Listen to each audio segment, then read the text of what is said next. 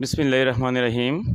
সকল প্রশংসা মহান রাব্বুল আল্লাহ পাকের, যিনি আমাদেরকে সৃষ্টি করেছেন এবং আমাদেরকে সুস্থ এবং সুন্দর করে গঠন করেছেন, আমাদেরকে ভালো রেখেছেন এবং আমাদেরকে ওই বিদ্যা শিক্ষা করার মতো তৌফিক দিয়েছেন। এই মহান আল্লাহ পাকের দরবারে লাখো কোটি শুকরিয়া। আমি মুস্তাফিজ স্যার আছি আপনাদের সাথে।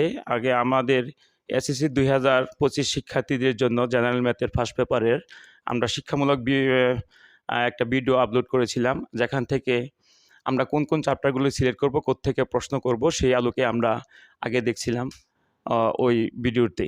এখন আমরা দেখব ওই চ্যাপ্টারের ভিত্তিতে আমাদের কোন কোন চ্যাপ্টারগুলি পড়লে কোন কোন থেকে কি প্রশ্ন আসবে সেগুলি আগে আমরা আপলোড করেছিলাম। এখন ওই চ্যাপ্টার থেকে ওই যে বেসিক জিনিসগুলো সলিউশন করার চেষ্টা করব এবং যে খুবই ইম্পর্ট্যান্ট যে জিনিসগুলি আছে সেইগুলি শিট আকারে করেছি। সেই শিটের আমরা পিডিএফ ফাইলও আপনাদেরকে ছাত্রছাত্রীদের জন্য আমরা ডিসক্রিপশন বক্সে দিয়ে দেবো, যাতে উপকৃত হতে পারে। আজকে জেনারেল ম্যাথ এসএসসি 2025 শিক্ষার্থীদের জেনারেল ম্যাথের চ্যাপ্টার 2.1 এবং 2.2 নিয়ে আলোচনা করব।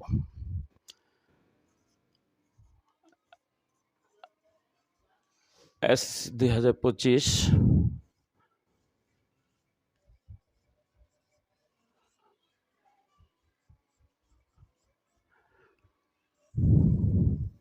জেনারেল ম্যাথ আমরা জানি এখান থেকে বীজগণিতের 3টা গ্রুপ আছে। এক গ্রুপে আছে আমাদের বীজগণিত, এখান থেকে 2টা সিকিউ আনসার করতে হবে। আমরা চ্যাপ্টার সিলেক্ট করেছিলাম 2.1, 2.2, 3.1, 3.2 এবং 13.1, 13.2, এই 6টা চ্যাপ্টার। এখান থেকে 3টা সিকিউ আসবে, 2টা আমরা অবশ্যম্ভাবী দিতে পারবো। আজকে আলোচ্য বিষয় হচ্ছে 2.1 এবং 2.2। আমরা জানি যে সেট এবং ফাংশন, এই 2.1 চ্যাপ্টারটা হলো সেট এবং ফাংশন।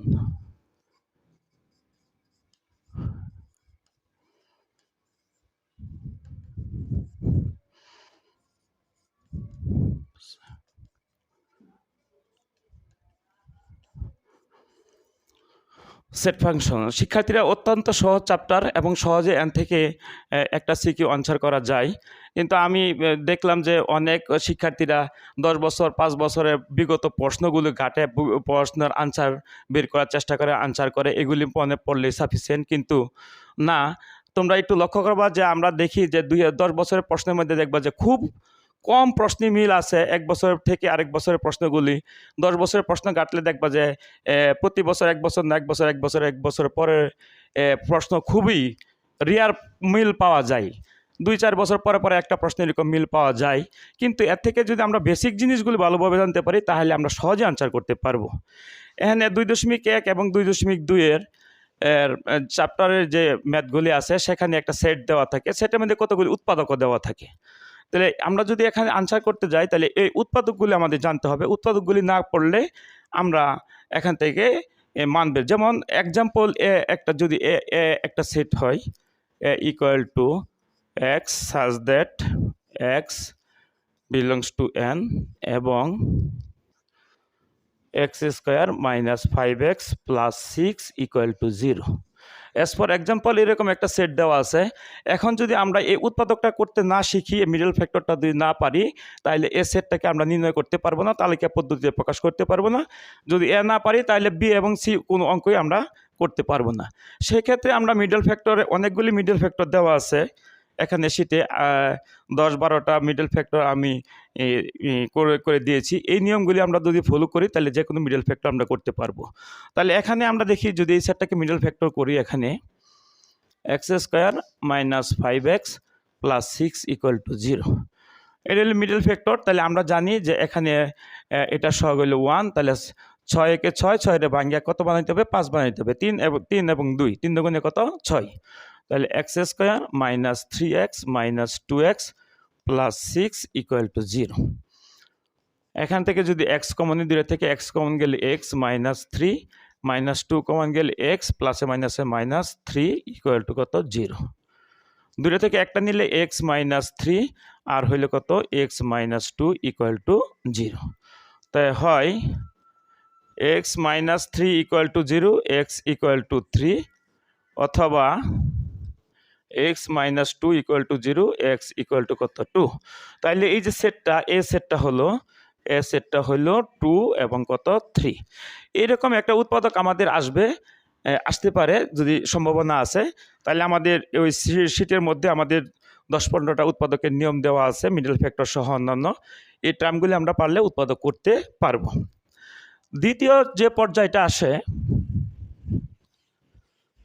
দ্বিতীয় পর্যায়টা হলো কতগুলি সেট দেওয়া থাকে, সেগুলো আমাদেরকে আইডেন্টিফাই করতে হবে, মানে কি সেটটাকে কি বলছে এবং কীভাবে এগুলি আমরা আনসার করবো। যেমন এক্সাম্পল, যদি একটা সেট ইউ এরকম দেওয়া আছে, x such that X belongs to N এবং এক্স লেস ইকুয়াল টু কত 7। এখানে x such that X belongs to N, N হলো ন্যাচারাল নাম্বার, স্বাভাবিক সংখ্যার সেট, 1 2 3 4 5 6 7 8 9 এগুলি বোঝানো হয়। তাহলে এই সেটটা হবে 1 2 3 4 5 স্বাভাবিক সংখ্যার সেট, এর উপাদানগুলি হলো 1 2 3 4 5 6, যেটা হবে কত 7-এর ছোট অথবা সমান। তাহলে ইউ সেটটা হইল এখানে 1 2 3 4 5 6 এবং কত 7। জাস্ট এই টেকনিকগুলি যদি আমরা জানি তাহলে আমরা কি করতে পারবো, এই সেটগুলি আমরা কি করতে নির্ণয় পারবো। অন্য একটা উদাহরণ দেখাই, যেমন আরেকটা উদাহরণ দেওয়া আছে, ই ইকুয়াল টু কত x such that X belongs two কত এন এবং 1 less equal to x less than কত 5।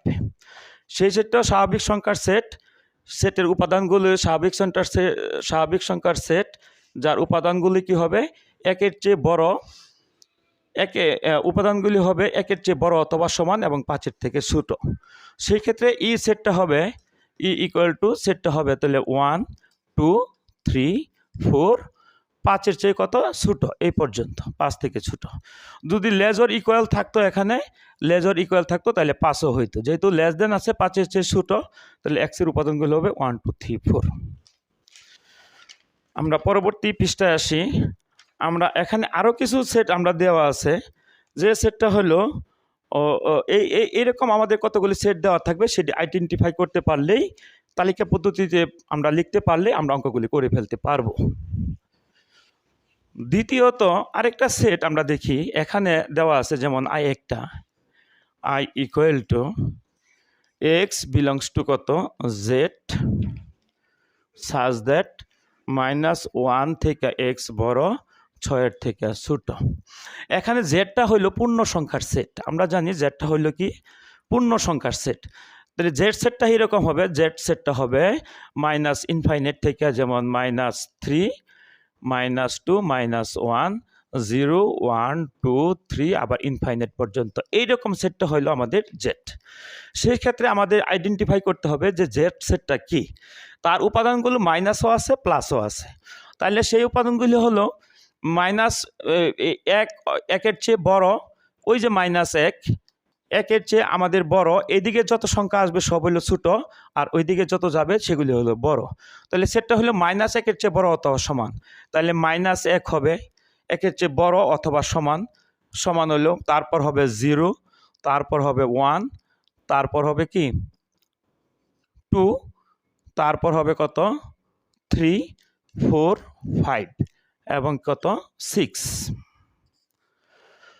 কারণ -1-এর চেয়ে কত বড়, এক্সটা হইব -1টা হবে 1-এর চেয়ে বড়, সেটা হবে 1-এর চেয়ে বড় অথবা সমান, 1-এর চেয়ে -1-এর থেকে কত বড়, -1-এর থেকে বড় অথবা সমান এবং 6-এর থেকে ছোট অথবা সমান। তাহলে সেই ক্ষেত্রে জেডটা হলো আমাদের এইরকম। আমরা আরও আছে মৌলিক সংখ্যা, অনেক সময় দেখা যায় যে বলে এক্স ইকুয়াল মৌলিক সংখ্যা,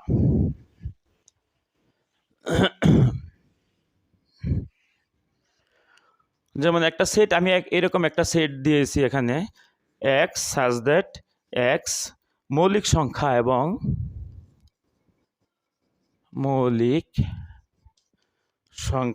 এবং এক্স লেস দেন 10। অনেকেই এখানে ভুল করে যে মৌলিক সংখ্যা কোনগুলাই, সেগুলি আমাদেরকে নিশ্চিত হতে হবে। মৌলিক সংখ্যার সূত্র রইল কি 1-এর চেয়ে বড়। অনেকেই ভুল করে যে মৌলিক সংখ্যা একও মৌলিক সংখ্যা দিয়ে দেয়, না, সেই ক্ষেত্রে আমাদের পুরাটা এই সিকিউ কি আমাদের বাদ হয়ে যাবে। তাহলে মৌলিক সংখ্যাটা হইলো একের চেয়ে বড় এবং সেই সংখ্যা ছাড়া অন্য কোনো সংখ্যা দ্বারা ভাগ যাবে না। সেই ক্ষেত্রে 2 হইতে পারে, 3 হইতে পারে, 5 হইতে পারে, 7 হইতে পারে, আর 9 তো হবে না, 10 তো হবে না, 10 মৌলিক সংখ্যা না, 9 মৌলিক সংখ্যা না, কারণ 9 আবার 3 দিয়ে ভাগ যায়। তাহলে আমাদের একের চেয়ে মৌলিক সংখ্যাটা হইলো যে একের চেয়ে বড় এবং সেই সংখ্যা ছাড়া অন্য কোনো সংখ্যা দ্বারা ভাগ যাবে না।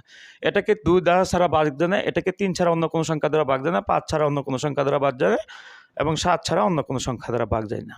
বাস এই সেটগুলোই যদি আমরা আইডেন্টিফিকেশন করতে পারি, তাহলে আমরা যে কোনো সেটের এই উপাদানগুলি বের করতে পারবো এবং তা থেকে আমরা ওই তালিকা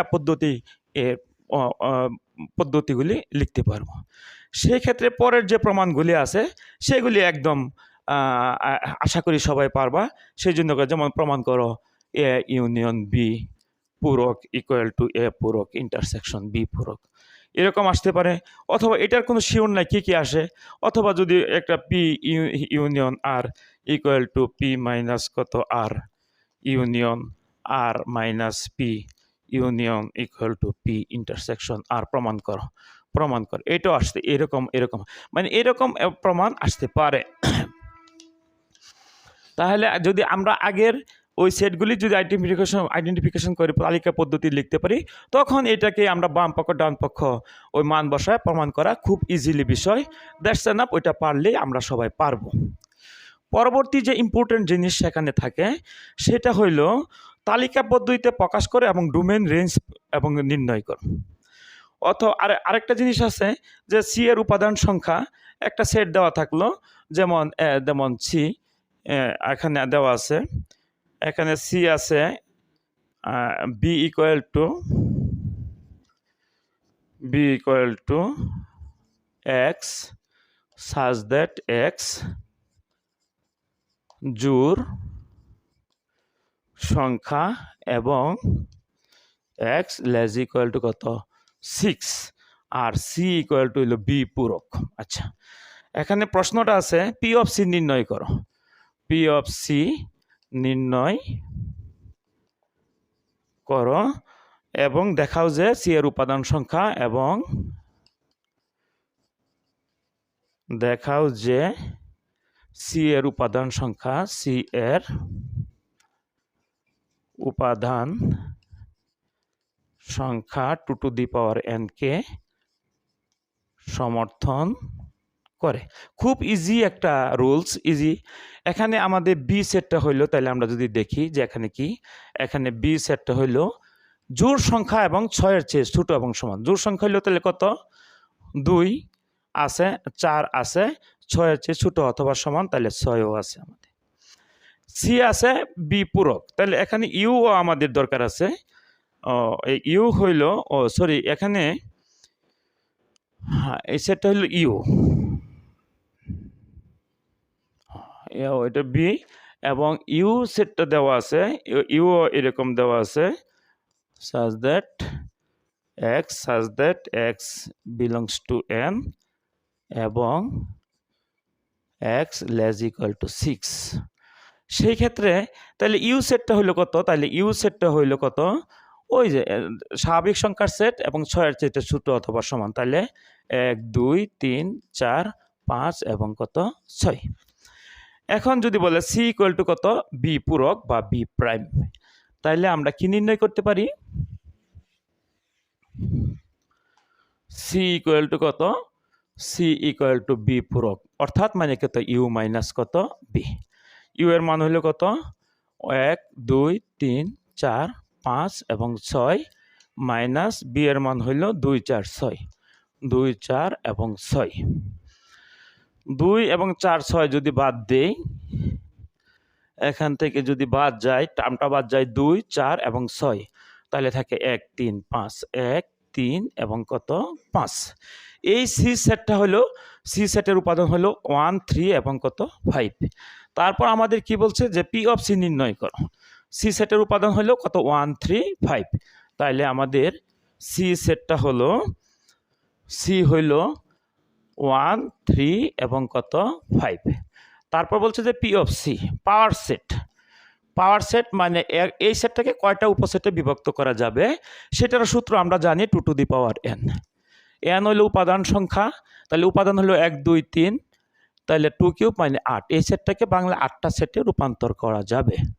একটা হলো 1, আরেকটা হলো 3, আরেকটা যদি ধরি 5, তারপর যদি লিখি 1 3, তারপর যদি লিখি 3 5, তারপর লিখি 5 1, তারপর হইলো 1 3 আর হইলো 5, আর একটা হইলো ফাঁকা 1 2 3 4 5 6 7 8। তাইলে এই সেটটার উপসেটটা হলো 8, আমাদের মিল আছে। তাহলে বলছে পি অফ সি এর উপাদান সংখ্যা 2 টু দি পাওয়ার n কে সমর্থন করে। এর উপাদান কত? সি এর উপাদান হলো কত? এখানে সি এর উপাদান সংখ্যা ইকুয়াল টু কয়টা? 3টা। সি এর উপাদান সংখ্যা হইল 3টা। 3 রে আমরা ধরলাম যে ইকুয়াল টু কত? n। সি এর উপাদানটা হইল n, n হইল কত? 3। তাহলে পি অফ সি এর উপাদান সংখ্যা হইল কয়টা? এখানে 8টি। 8টি আমরা লিখতে পারি 2 cube equal to 2 to the power cube হইল কত? ও 3, 2 টু দি পাওয়ার n, উপাদান হইল কত? n। বাস। তাহলে এই 2 n হইল, তাহলে এই যে দেখলাম পি অফ সি এর উপাদান সংখ্যা হইল 8, 8টা আমরা লিখতে পারি 2 কিউব, আর 3টা হইল n, n হইলে সি এর উপাদান সংখ্যা হইল 3, এটাকে আমরা দিলাম কত? n। সুতরাং পি অফ সি এর উপাদান সংখ্যা 2 টু দি পাওয়ার n কে কি করে? সমর্থন করে। এই যে একটা ইজি প্রসিডিউর আছে আমাদের প্রসিডিউর, এই ক্ষেত্রে এইটা একটা প্রশ্ন আমাদের আসতে পারে, ইম্পর্টেন্ট দিক। আর একটা প্রশ্ন আসতে পারে আমাদের যে এখান থেকে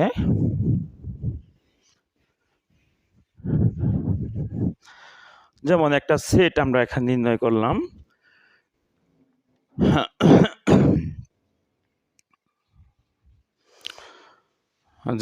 যেমন এ একটা set A equal to x belongs two দেওয়া আছে জেড সাজ that x square less than হইলে কত? 9। এখানে লক্ষণীয় বিষয় যে এই সেটটা হইল জেড মানে পূর্ণ সংখ্যার সেট। এখানে কি আছে? পজিটিভ নেগেটিভ দুইটাই আছে। তাহলে এ সেটটা কত হবে? মানে এর -2 3 স্কোয়ার দিলে হইব 3, যদি -3 এর হোল স্কোয়ার দিই তাহলে 9, 9 এর চেয়ে ছোটো হইতে হবে, তাহলে হবে না। তাহলে -2 হবে, -1 হবে, আর 0 হবে, আর 1 হবে, আর হইল 2। এই যে সেটটা আমাদের এর উপাদানগুলি হইল -2 -1 0 আর হইল 1 আর হইল কত? 2।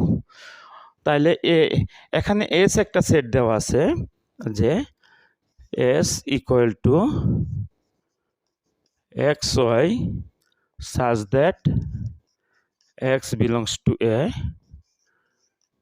ওয়াই বিলংস টু এ, এবং X minus Y equal to 1। এই সেটটাকে তালিকা পদ্ধতিতে প্রকাশ করো এবং ডোমেইন রেঞ্জ নির্ণয় করো। এটা আমাদের শেষ। এখানে এই চ্যাপ্টার থেকে এই প্রশ্নগুলি পড়লে আমরা ইনশাল্লাহ এই একটা সিকিউ ইনশাল্লাহ কমন পাবই। তারপরেও কিছু অঙ্ক আছে যেটা আমাদের শিটে দেওয়া আছে, সেটা পিডিএফ ফাইল আমরা কি ডিসক্রিপশন বক্সে দিয়ে দিব। প্রিয় শিক্ষার্থী, যাদের দরকার লাগে এই শিটটা তোমরা ফলো করবা।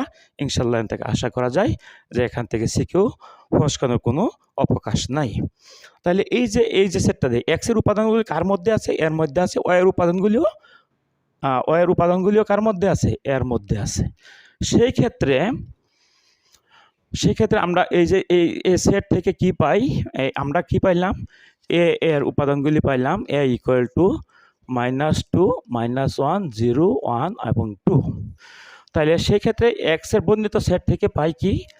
এই বর্ণিত সেট থেকে পাই X minus Y equal to কত? 1। এই বর্ণিত সেট থেকে পাইলাম এস এর বর্ণিত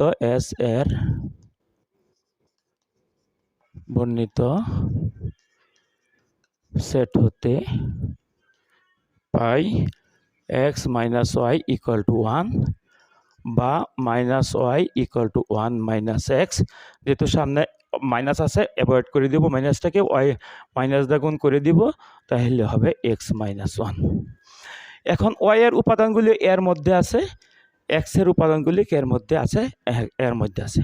তো এখন এক্স বিলংস টু এর জন্য এক্স বিলংস টু এ মানে এক্স এর মানগুলো কিসের মধ্যে আছে, এর জন্যে এর জন্যে ওয়াই এর মান নির্ণয় করি।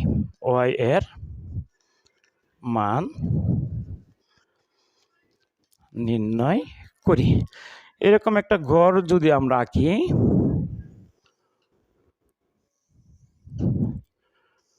এটা হলো এক্স, এটা হলো ওয়াই। তাহলে প্রথমে আমরা এক্স এর মান ধরবো কত, এক্স এর মান হলো -2। -2 যদি দেই, এক্স এর মান যদি দেই -2, তাহলে -2 আর -1 কত, -3। তারপর এক্স এর মান হলো -1, যদি -1 দিই, -1 আর -1 হলো -2। তারপর এক্স এর মান হলো 0, যদি 0 বসাই তাহলে হলো -1। তারপর এক্স এর মান হলো 1, যদি 1 বসাই তাহলে 1 বসাইলে 1 - 1 0।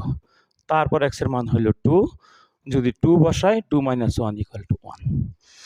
এই হলো আমাদের এক্স বিলংস টু এ এর জন্য ওয়াই এর মানগুলি আমরা বের করলাম। এখন আমরা দেখি যে এই যে এক্স এর মানগুলি এর মধ্যে আছে, ওয়াই এর মানগুলি এর মধ্যে, এর কি কোন কোন মানগুলি আমরা এর মধ্যে নাই। এই যে আমরা ইন্ডিকেট করলাম -3, -3 এখানে নাই, -2 আছে, -1 আছে, 0 আছে, 1 আছে, এগুলি সব আছে। তাহলে লিখব যেহেতু -3 নট বিলংস টু কত, এ, -3 এর মধ্যে নাই, সুতরাং পুরো সেটটাই, সুতরাং -2 -3 নট বিলংস টু কি, এস, এস এর মধ্যে নাই। তাহলে এস এর সেটটা হলো, সুতরাং এস ইকুয়াল টু, তাহলে কত, -1 -2 আর হলো 0 -1 1 0 আর হইল 2 আর হইল কত, 1। এই হলো এস। আমরা এস কে তালিকা পদ্ধতিতে প্রকাশ করলাম। এখন শুধু ডোমেন এবং রেঞ্জ। এখন ডোমেন হলো প্রথম উপাদানগুলো নিয়ে সেট হইল domain. Domain S equal to কত, -1 আছে, এখানে আছে 0 আর আছে 1 আর আছে 2, এইটি হলো ডোমেন। আর রেঞ্জ এস ইকুয়াল টু দ্বিতীয় উপাদানগুলাই, -2 -1 0 আর হইল 1। এটা হইল ডোমেন, আর এটা হইল রেঞ্জ, আর এটা হইল আমাদের তালিকা পদ্ধতি। এই যে একটা ইম্পর্টেন্ট জিনিস আমরা দেখাইলাম। মোটামুটিভাবে এখানে এই চ্যাপ্টারে যত ইম্পর্টেন্ট টপিকস আছে সবগুলি নিয়ে আলোচনা করলাম। পিএফসি এর উপাদান সংখ্যা 2 টু দি পাওয়ার n কে সমর্থন করে, এবং আরও কিছু ম্যাথ এখানে দেওয়া আছে। এই জিনিসগুলি যদি আমরা পারি, ইনশাল্লাহ 10 বছর 15 বছর না 20 বছরের প্রশ্ন ঘাটলেও আমাদের কমন করতে নাও পারে, কিন্তু এই টপিকসগুলি আমরা যদি জানি তাহলে এখান থেকে যে কোনো প্রশ্নের আনসার আমরা করতে পারবো। তাহলে আমরা 2.1 2.2 এর আলোচনা করলাম। পরবর্তী আলোচনাটা হবে আমাদের 3.1 এবং 3.2 নিয়ে। আশা করব যে স্টুডেন্টরা যদি এই শীটটাকে আমরা বলছি, আবারও বলি যে এই শীটটা আমরা পুরোটা শীট আমাদের পিডিএফ ফাইল আকারে ডিসক্রিপশন বক্সে দেওয়া থাকবে, অথবা ফার্স্ট কমেন্টে আমাদের এই শীটটা দেওয়া থাকবে। তোমরা এই শীটটাকে ফলো করো, ট্রাই করো, অঙ্কগুলি করার চেষ্টা করো। সাফল্য অবশ্যম্ভাবী 100%, এতে কোনো দ্বিধার আশঙ্কা নাই। তোমরা এই শীটটাকে করো। যদি কোনো প্রশ্ন না পারো, বুঝতে অসুবিধা হয়, তাহলে আমাকে ফেসবুকে অথবা ইউটিউবে নক করো, আমার চ্যানেলে কথা বলো, কমেন্টস করো। আমি চেষ্টা করব সর্বোত্তভাবে তোমাদেরকে সাহায্য সহযোগিতা করার জন্য, এবং তোমাদের ভালো রেজাল্টই আমাদের কাম্য। তোমরা যদি ভালো রেজাল্ট করতে পারো তাহলে আমাদের এই প্রচেষ্টা সার্থক হবে। ছাত্রছাত্রীরা, আশা করব তোমরা আমাদের সাথে থাকবা, এবং আবারও বলি, চ্যানেলটা একটু সাবস্ক্রাইব করো, এবং যাতে সবাই এই শীটগুলি পাওয়া যায় এবং এই ক্লাসগুলি দেখতে পারে। পরবর্তী চ্যাপ্টার আলোচনা 3.1 এবং 3.2 বীজগণিতিক রাশি নিয়ে আলোচনা করব। সেখানে আমরা এরকম একটা শীট আমরা করেছি, যেগুলো থেকে 100% কমন পড়বে অভিসম্পাবী। সে পর্যন্ত তোমরা ভালো থাকো, আমার জন্য দোয়া করো, আমিও দোয়া করি তোমরা ভালোভাবে পড়াশোনা করো। পরীক্ষা খুব নিকটে আসছে, মন দিয়ে পড়াশোনা করো। পরবর্তী ভিডিওতে আবার তোমাদের সাথে দেখা হবে। ভালো থাকো।